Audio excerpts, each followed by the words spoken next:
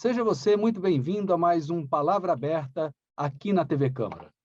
Tornar permanente o valor de R$ 600 do programa Auxílio Brasil. Assegurar o pagamento bimestral do programa Auxílio Gás de maneira integral. Incluir, de forma permanente, no Orçamento Geral da União, o montante de 500 milhões para garantir o programa do Alimenta Brasil. Eu sou William França e é sobre o projeto de lei complementar 109 de 2022, que trata desses três pilares, que eu converso agora com o autor da proposta, deputado Cristino Áureo, que representa o Estado do Rio de Janeiro pelo Progressistas. Deputado, é um prazer poder conversar com o senhor aqui no Palavra Aberta. Prazer é meu, William. À vontade aí. Muito bem. O senhor disse, ao justificar o seu projeto, que a segurança alimentar e a sobrevivência de milhares de brasileiros não é somente uma questão conjuntural ou político-partidária. Por isso, o senhor quer tomar essas medidas para tornar efetiva e definitiva essas ações. O senhor poderia explicar melhor a gênese do seu projeto, por favor? Sim.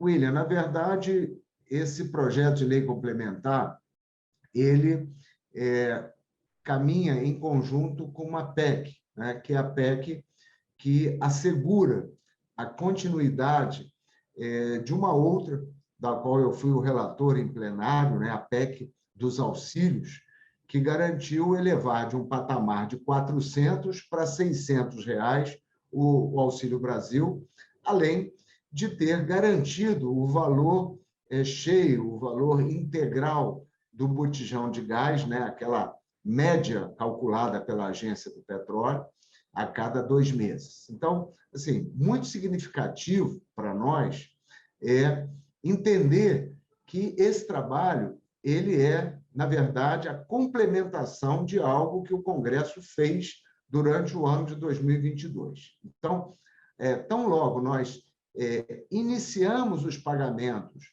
do Auxílio Brasil de 600, dessa evolução do valor do botijão, do Alimenta Brasil, que era o antigo PAA, né, o Programa de Alimentação, que traz recursos, né, traz alimentos, perdão, da agricultura familiar e destina às famílias através de entidades assistenciais. Então, tão logo nós começamos a executar esse trabalho efetivamente em agosto, né, desse ano, nós também, ao mesmo tempo, começamos a tramitar essas outras medidas que complementam. Então, uma PEC tornando permanente e um projeto de lei complementar que vai tramitar e ele vai se encontrar na hora da votação da Lei do Orçamento Anual de 2023. Então, exatamente sobre isso que eu ia perguntar agora. Se o senhor estava casando com o Orçamento Geral da União para 2023, que vai ser votado ainda esse ano, né? Se tem essas alterações têm que estar previstas esse ano para terem efetividade no ano que vem. Exatamente. Então, se você observar, o que nós fizemos foi criar uma cadência entre as medidas, porque os presidenciáveis, né, os que estão disputando, tanto no primeiro turno quanto agora na disputa do segundo turno, se há uma convergência entre todos, é de que os R$ 600 tem que ser piso, digamos assim, dos auxílios, ou da renda mínima, ou da renda básica. Então, se todos de caráter permanente, né? Piso e de caráter permanente, né? Exatamente. Então, comprovando que isso não é uma medida eleitoreira, ou seja, é uma medida que foi adotada de maneira responsável pelo Congresso. E eu sempre disse isso, que nós tínhamos os fundamentos, do ponto de vista de responsabilidade fiscal, para ampliarmos de 400 para 600 e agora tornar permanente. Então, a nossa proposta, como você muito bem destacou, é enquadrar na nova lei de orçamento, fazer os ajustes necessários. Se tiver, alguns dizem, mas isso é um fura-teto. Nada disso. O teto, ele é uma referência, inclusive, que pode e deve estar fazendo parte da discussão nesse ato de tempo entre o segundo turno das eleições e a posse do novo presidente ou a reeleição do presidente Bolsonaro. Os meses de novembro e dezembro, né? Exatamente. Essa janela, novembro, dezembro, ela é mais do que adequada para nós discutirmos exatamente os tópicos que estão na minha proposta. Né? Tanto a PEC, que eu comecei a tramitar e que eu estou em fase de acolhimento de assinaturas, eu aproveito aqui a audiência da TV Câmara para pedir às deputadas e deputados, né, que assinem a PEC dos R$ 600 permanente, porque... É importante lembrar, né, deputado, que esses R$ 600, de acordo com as regras atuais, que está em vigor, ele tem validade somente até dezembro deste ano. Para que possa valer continuar valendo de janeiro em diante, é preciso fazer uma emenda constitucional, e é desse que o senhor está tratando agora, não é isso? Exatamente. Que, junto com o PLP 109/22, porque, por exemplo, a questão da ampliação do público do botijão, do auxílio gás, né? Isso não precisa de PEC, é uma lei ordinária. Então, o PLP resolve isso, resolve a questão do Alimenta Brasil, que também não precisa de PEC, nós apenas precisamos enquadrar no orçamento, e os R$ 600 permanentes, como pressupõe caber esse gasto social no teto de gastos para o exercício seguinte, muito embora eu acredite que, por toda a discussão, o teto de gastos vai ter que mudar de parâmetros, isso é mais do que evidente na discussão que o Congresso vem travando, mas eu estou me antecipando a isso, já colocando PEC e PLP em condições de serem votados nessa janela de tempo, né? E, para isso, acho que esse esforço aí vai valer muito a pena, porque nós vamos começar o ano já com um novo patamar de renda, com mais de 22 milhões de famílias atendidas dentro desses programas, e creio que isso seja uma forma muito objetiva de enfrentar a crise social que decorre da pandemia e decorre de outros fatores, como a crise de combustíveis, o descontrole de inflação no mundo inteiro, né? Então, acho que isso é muito pragmático e objetivo votar essas matérias. Muito bem. Esse projeto do qual estamos falando, que é o projeto de lei complementar, só para que os telespectadores entendam, às vezes não basta somente uma alteração constitucional, tem que haver uma regulamentação. Como se mexe em orçamento, tem que ser um projeto de lei complementar que exige um quórum qualificado, tanto quanto uma PEC, mas ele tem uma outra tramitação, e depois as regras, o dia a dia, é estabelecido em leis ordinárias ou em decretos do Poder Executivo. Então, essa cadência, essa sequência de ordem, é que o senhor está mexendo em toda ela para ajustar e para evitar justamente que, a partir de janeiro, tenhamos um gap, um vazio aí de legislação, não é isso?